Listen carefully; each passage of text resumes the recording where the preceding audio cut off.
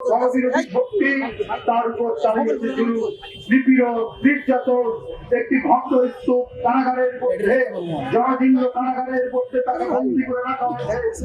তারপরেও তার যে কর্তব্য কর্ম, তার যে রাজনৈতিক চিন্তা, তার যে আপোষহীনতা এবং তিনি যে লক্ষ্য নিয়ে সংগ্রাম করছেন, সেখান থেকে তাকে বিচ্যুত করা যায়, তাকে আপোষ করানো যায়নি। মহিষী নারী যিনি তার একটি দীর্ঘ জীবন ব্যয় করেছেন স্বজাতি মুক্তি, তার সামগ্রিক গণতান্ত্রিক অধিকার নিশ্চিত করার জন্য তিনি লড়াই করেছেন।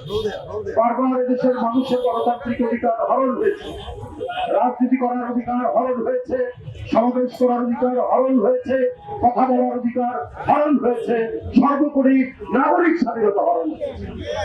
তার জীবদ্দশায় দেশের বেগম খালেদা জিয়া যখনই এই হরণের মুখে দেশের সামগ্রিক অধিকার হরণ হয়েছে, তখনই তিনি রুখে দাঁড়িয়েছেন, অমিত বিক্রমে তিনি দাঁড়িয়েছেন জনগণের কাতারে, জনগণের সম্মুখে।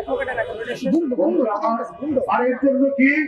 এর জন্য জনবিরোধী শক্তি তার উপর চালিয়েছে জুলুম, নিপীড়ন, নির্যাতন। একটি ভক্ত স্তূপ কারাগারের মধ্যে, জরাজীর্ণ কারাগারের মধ্যে তাকে বন্দী করে রাখা হয়েছে। তারপরেও তার যে কর্তব্য কর্ম, তার যে রাজনৈতিক চিন্তা, তার যে আপোষহীনতা এবং তিনি যে লক্ষ্য নিয়ে সংগ্রাম করছেন, সেখান থেকে তাকে বিচ্যুত করা যায়, তাকে আপোষ করানো যায়নি।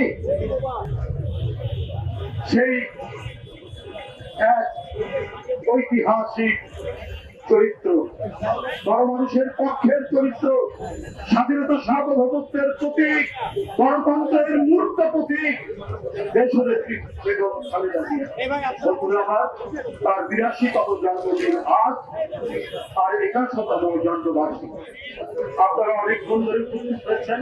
আমরা ১১টায় মিলাদ মাহফিল শুরুর কথা বলেছি। ইতিমধ্যে সকাল থেকে জাতীয়তাবাদী ওলামা দল তারা কোরআন তেলাওয়াত করেছেন, তারা আরো অনেক দোয়া দরুদ এখানে করেছেন দেশনেত্রীর আত্মার মাগফিরাত কামনায়।